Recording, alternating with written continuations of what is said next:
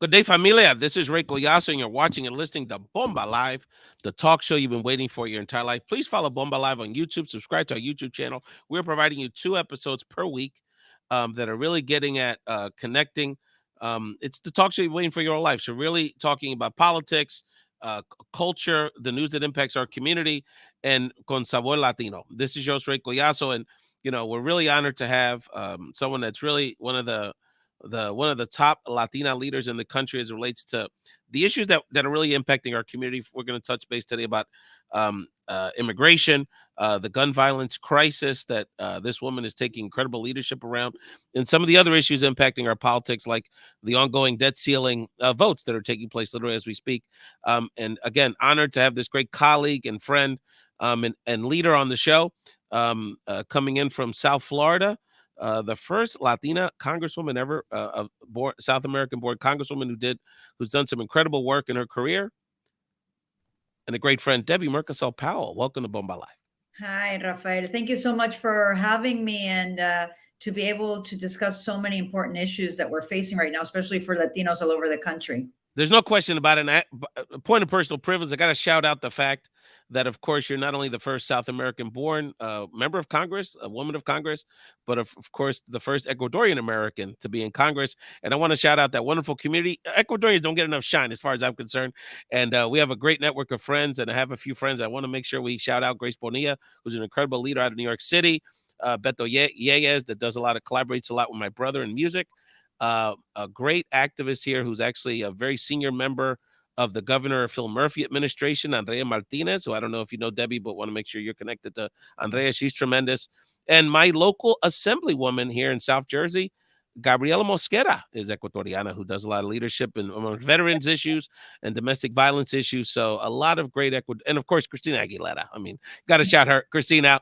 So, but of course, Debbie, your leadership goes across the country and really throughout the world.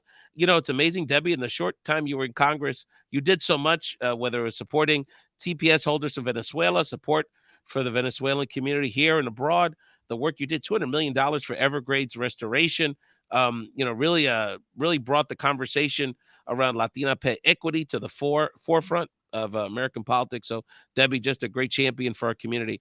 Debbie, while we have you on the show, wanted to touch on a few topics that you're taking leadership on. But the first one's sort of breaking news. As we're having this conversation, literally, the Senate is about to vote on the debt ceiling deal. So just your thoughts around kind of this whole process that we've gone through, largely unnecessarily due to Republican obstinance. Just your thoughts around how ultimately the Biden administration handled and our leadership in Congress handled the debt ceiling debate.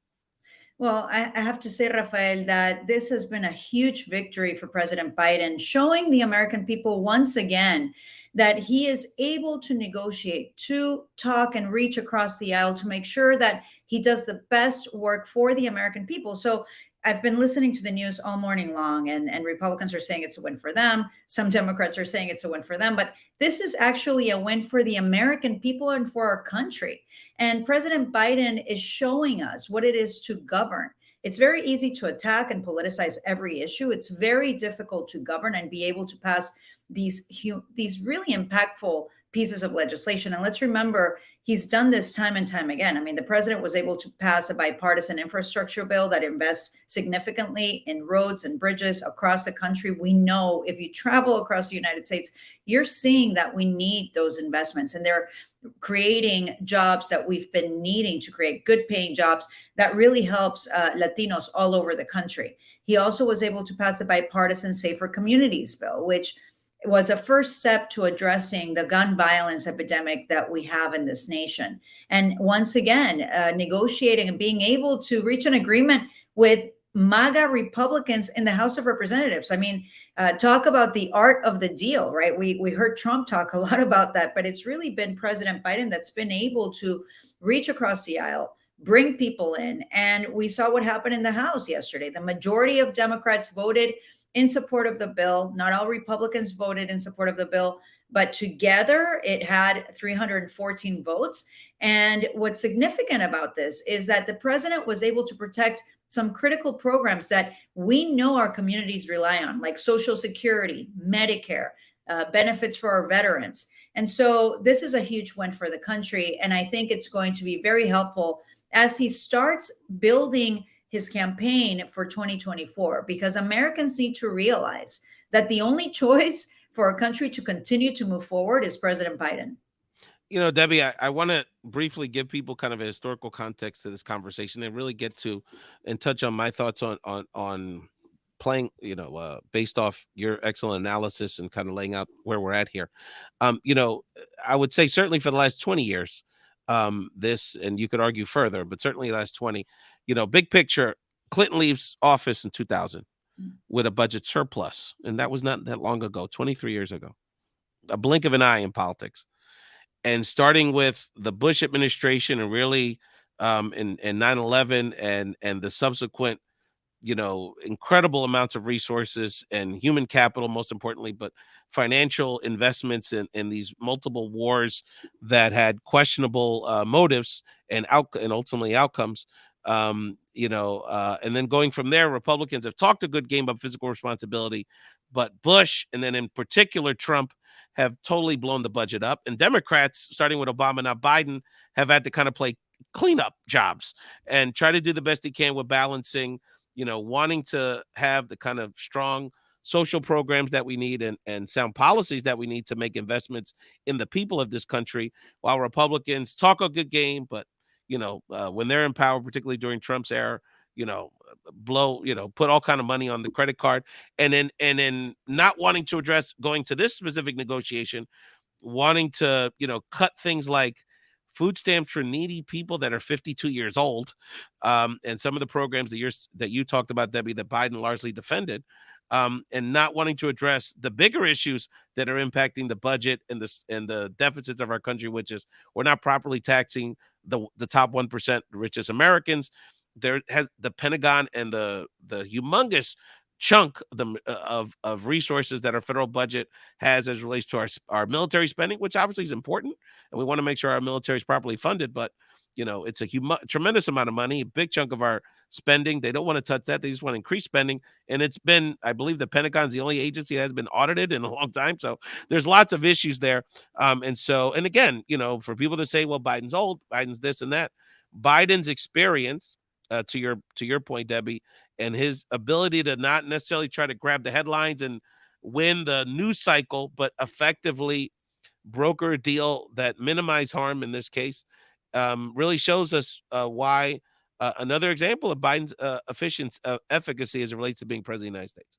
Yeah, Rafael. I mean, and there's so much to say. I mean, first of all, if you look historically at this country, like you mentioned, the Clinton years, the Reagan years, and you make a comparison, under Democrat presidencies, when you've had a Democrat in the White House, when you've had Democrats govern, the economy grows and does much, much better. And why is that? Because Democrats believe that we must protect the American dream. We must provide opportunities for the lower and middle classes so that we build our economy from the bottom up and not from the top down. And what do Republicans believe? They believe in tax breaks for the wealthiest Americans and the largest corporations. And so what happened under Trump? When Trump was in the White House and we had Republicans in the House and in the Senate, they passed one of the largest tax cuts that we've seen in American history, giving those tax breaks only to the top 1%, to the wealthiest Americans, to the largest corporations.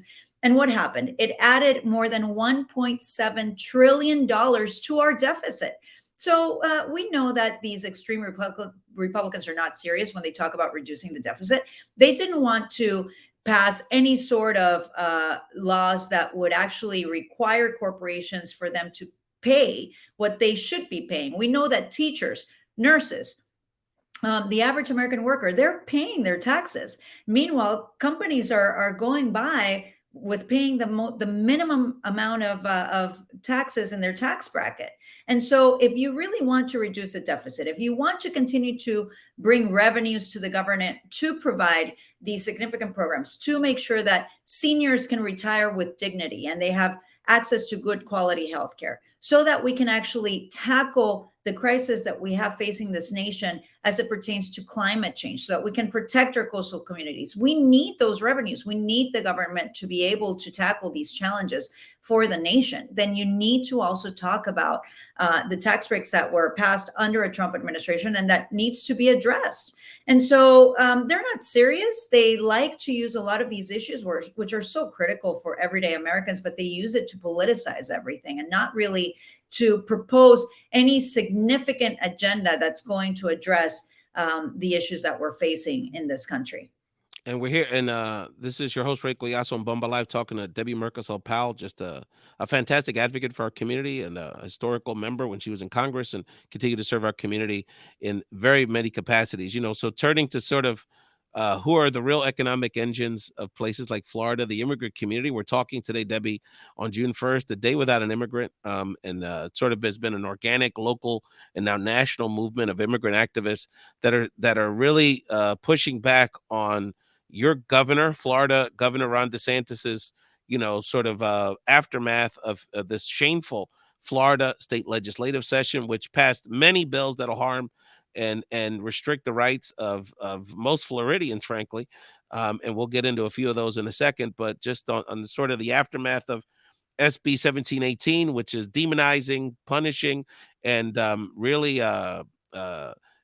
putting a bullseye on the immigrant community of Florida. So your thoughts, Debbie, as we have friends in Homestead and throughout Florida and throughout the country marching in the streets, demanding that their work and their communities be treated in a dignified manner, sort of pushing back on this latest attack on the Latino community by Ron DeSantis. Yeah, it's shameful. It's dangerous. It's one of the most extreme anti-immigrant bills that have been signed into law here in this country.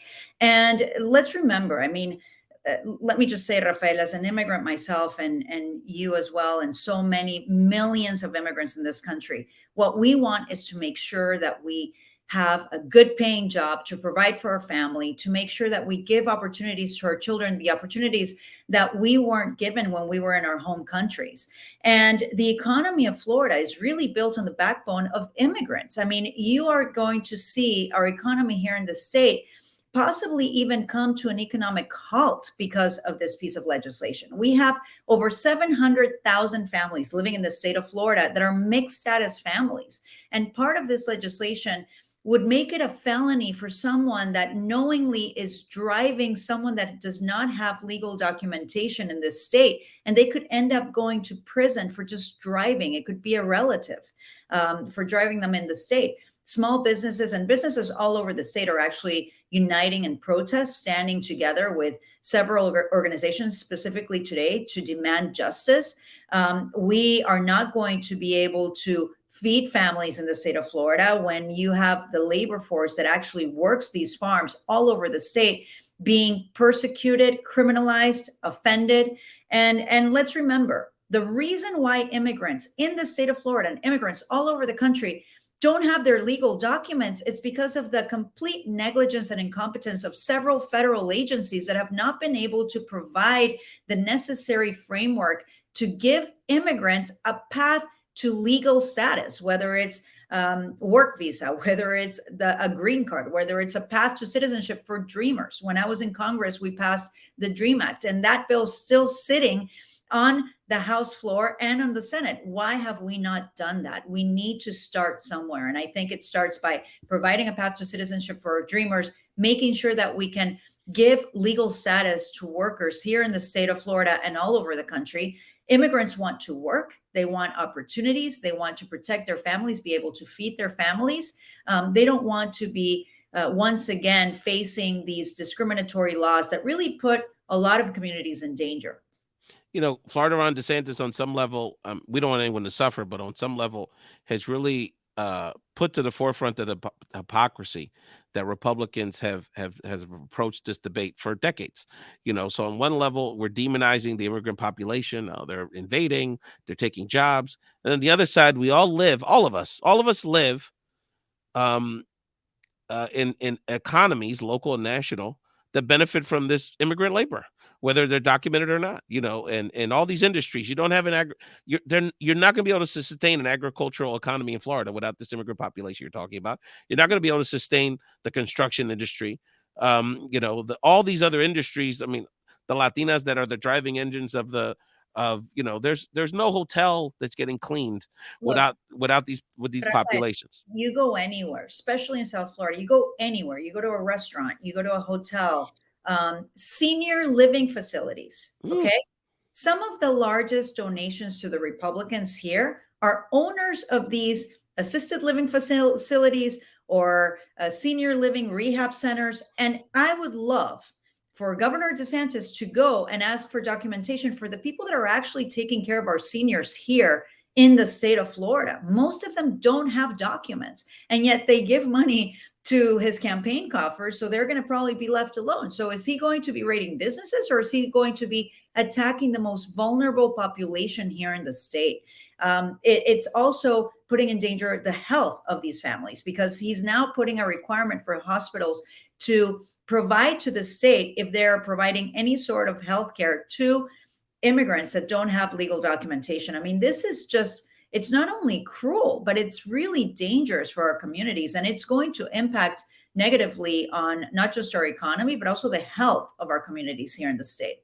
You mentioned the senior facilities in South Florida, Debbie, and I've been thinking about the villages, and I'm like, you know, who takes care of those people? Some of the people that are most fervent Trump supporters and DeSantis support. The irony of the situation is they're probably going to have difficulty staffing these facilities throughout the state because of the dynamics you're talking about. Debbie, we come back. I do want to get into another part of the dangerous DeSantis agenda that's impacting us in very real ways. We just saw it in Hollywood Beach, and you wrote very passionate statement related to that, this gun violence scourge that's impacting our country and the lack of leadership. And actually, in the case of Ron DeSantis, leadership that's exacerbating this crisis. And your thoughts on that. And we're talking to Debbie Murcarsel-Powell here on Bomba Live, the talk you've been waiting for your entire life. We're going to take a quick break. Debbie, we're going to hear my thoughts on Clarence Thomas and some of the issues impacting us on the federal level. And then a clip from a classic Bomba Live episode where we talked about a great Puerto Rican Christmas treat, and I'll get your take on that in a second. Right. Thank you so much, and we'll be right back with Debbie Murcarsel-Powell. Parties, when all that's un fracaso, we're supposed to have these people of high integrity, of the highest caliber, of the highest judicial acumen in the Supreme Court that are supposed to be above all that nonsense. He's not just been the biggest sellout in the history of Black America, but I would argue the biggest sellout to our country and our democracy. But the most important part is the rum. So I already poured it out. This is about a cup and a half. If you put more than that, it's just super strong, and that gives you that nice heat that some people are looking for. Then you're gonna fall asleep with the parranda. Yep, you're gonna fall asleep with this parranda. Yeah, it's a delicate balance. I am going to blend away. Hold on, here we go. You hear that magic? Oh man! If only virtually we could put it through the screen. Oh, I know, right? I'm picking up my 2 bottles tomorrow. I already got my appointment. Oh my God! Look. Welcome back to Bomba Live, the talk show you've been waiting for your entire life.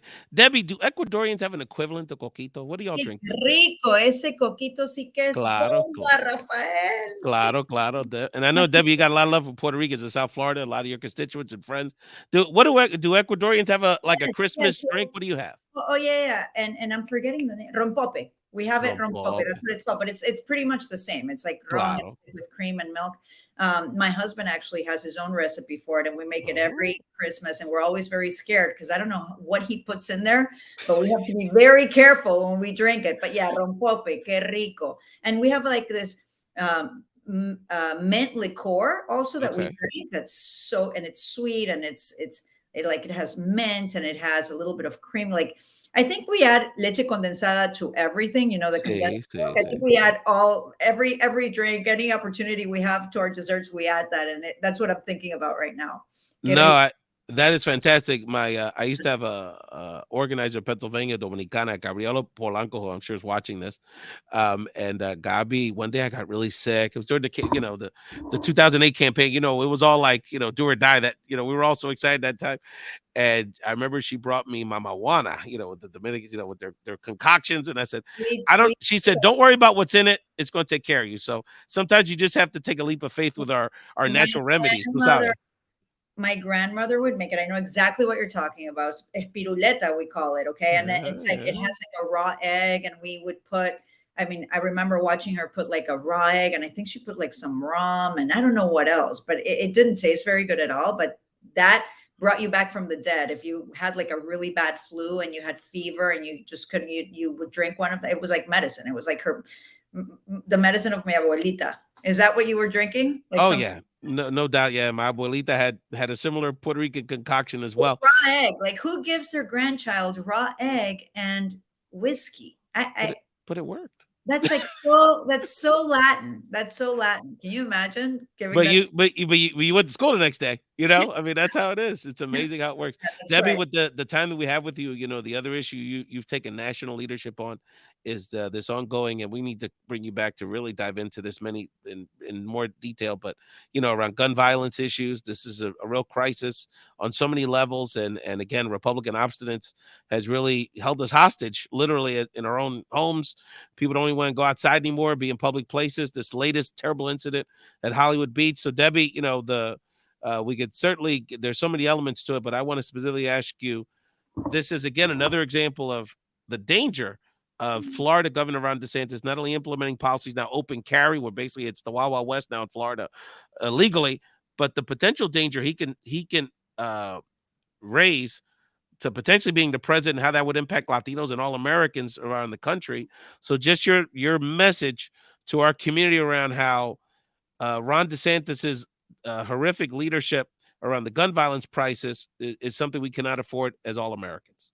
Yeah, Rafael, first of all, you know that this is a very personal issue for me. I lost my father to gun violence in Ecuador when I was 24, and I've been working on this issue for years. And for me, this is the greatest moral failure of this country. And one of the most important issues for Latinos all over the country is the issue of safety and gun violence. Latino men between the ages of 15 and 17 years old, Rafael, are losing their lives. This is the number one cause of death for our Latino young men in this country.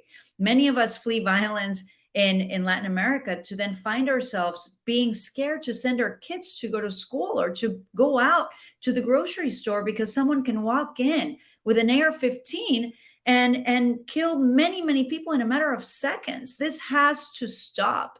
And DeSantis, instead of protecting the life of Floridians here in a state that witnessed two of the worst mass shootings, Orlando and Marjorie Stoneman Douglas in 2018, where we saw one of the worst school shootings in this country. Instead of doing anything, he's been bought and sold to the gun lobby, and he passed this permitless carry bill, which basically allows almost anyone to carry a gun in public without a permit, without a license, and without any training. This is extremely dangerous. We know, we've seen the data that this only brings more gun violence, which is something that we saw in Hollywood.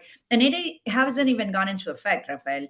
It goes into effect July 1st. And he's promised, and I want American Latinos to understand that this man has promised that he will sign an open carry bill if the bill comes to his desk. He's an extreme MAGA Republican pushing a very dangerous agenda. He is not working to protect the lives of our children in our state.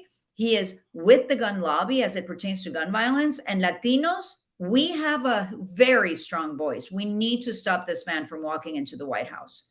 It's so important, Debbie, that we have these platforms, particularly for Latino and Latina leaders from Florida, to let the rest of the community know around the country the dangers of this man and the real life impacts. Because look, your average person, it's living their life, and they live in San Diego, they live in Phoenix, they're just working and trying to do the best they can. They may just know, like, DeSantis is not Trump. He's apparently popular in Florida, and you hear that he might be popular with Latinos in Florida.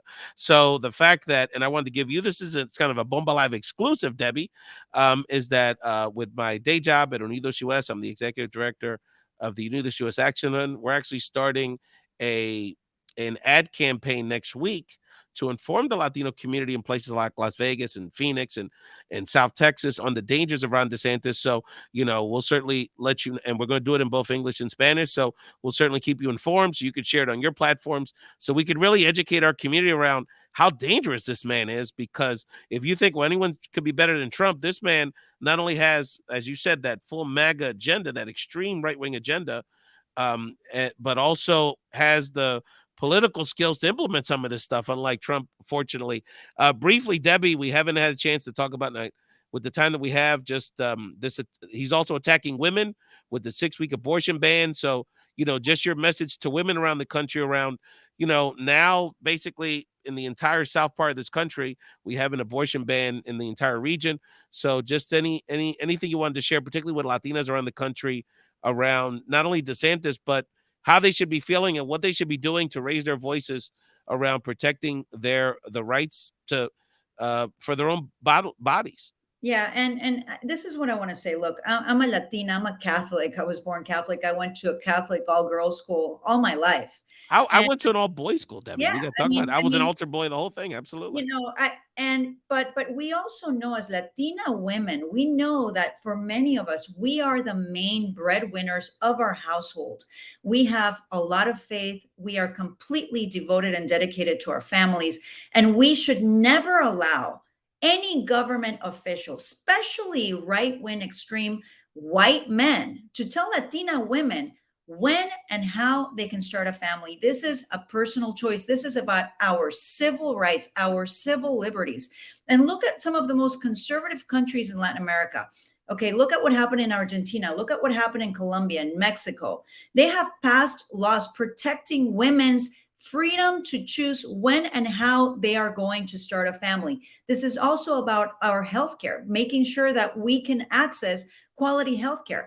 Again, DeSantis and many right-wing Republicans are trying to make it impossible for women not only to have access to a safe abortion when they have a pregnancy that's not viable, but they're not making any exceptions for incest and rape. They're actually protecting criminals instead of protecting a woman's right to have the freedom to choose when and how they're going to have a pregnancy and to be able to have access to good quality healthcare. It's about our daughters. It's about the healthcare of our families.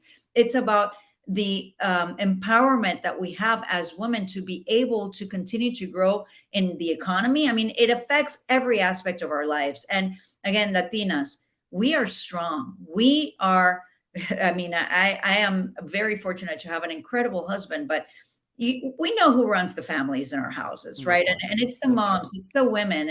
And don't allow any of these men to tell you otherwise. You have your faith. It's between you. It's between you and God and your doctor. Don't let government interfere in that privacy. Debbie, on a personal level, and I haven't even shared this much on the show, but over the years, my wife and I, we were blessed finally to have 2 children, one through adoption and one naturally. But we had a real hard time having children, and that's a whole other, story. And I don't share it too much because so much of that is my wife's personal story. But one of the things that I learned through that process, and guys don't know about this stuff. I grew up with boys, and but and we're not taught a lot of this stuff, especially in Latino households.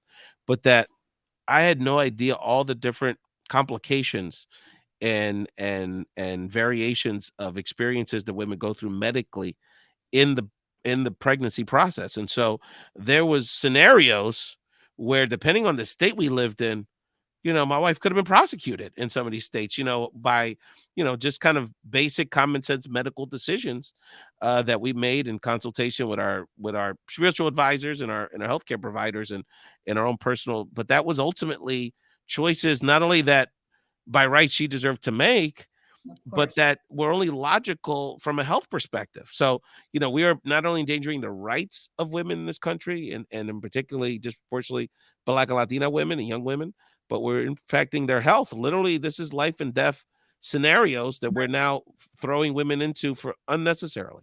And it's also, Rafael, it's about democracy, and it's about the right to be able to believe whatever you choose to believe.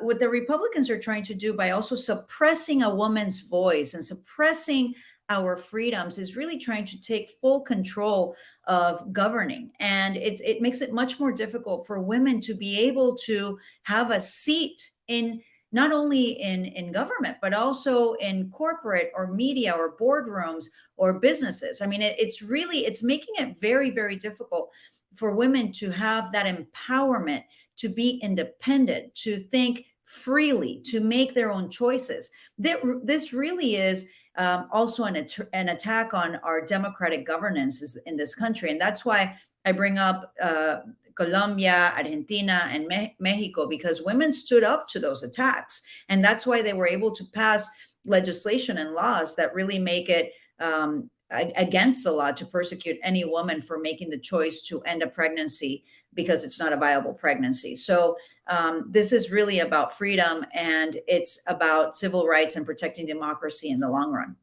Debbie, as we wrap, this is a great segue to my final question. If you could share with our Bomba Life community out there, who I know are watching this, part infuriated but part inspired by your comments in this conversation, is that what should folks be thinking about?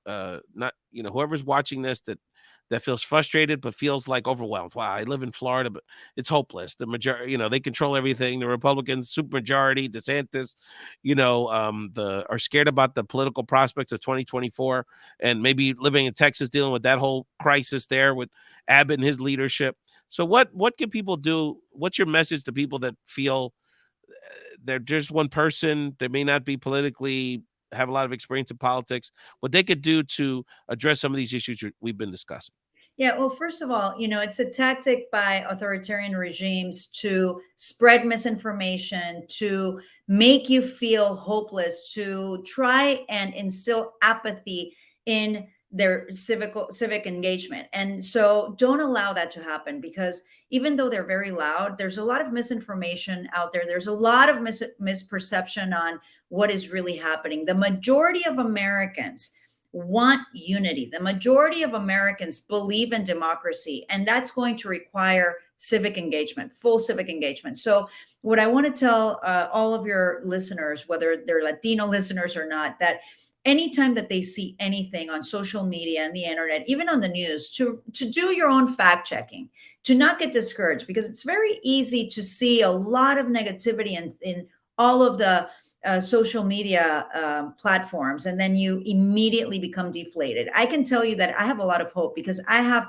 one-on-one conversations with members of the community. I've traveled the country talking to Latinos all over, whether it was in North Carolina, Georgia, Pennsylvania, and Latinos know who is with them. And we need to be informed. We need to make sure that we understand the power of our voice and of our vote, because we are the largest ethnic group in this country that can make an impact in the 2024 election. Don't believe what you see in the media saying that Latinos are all voting for right-wing Republicans. That is just simply not true. The majority of Latinos remain committed to democratic values, remain committed to the Democratic Party. Why? Because we are the party that protect the American dream. We are the party that is going to provide opportunities for our children to have a good quality education so that they can thrive. We are going to make sure that we create the good paying jobs that our communities and our people deserve. So don't listen to the naysayers. Don't get deflated.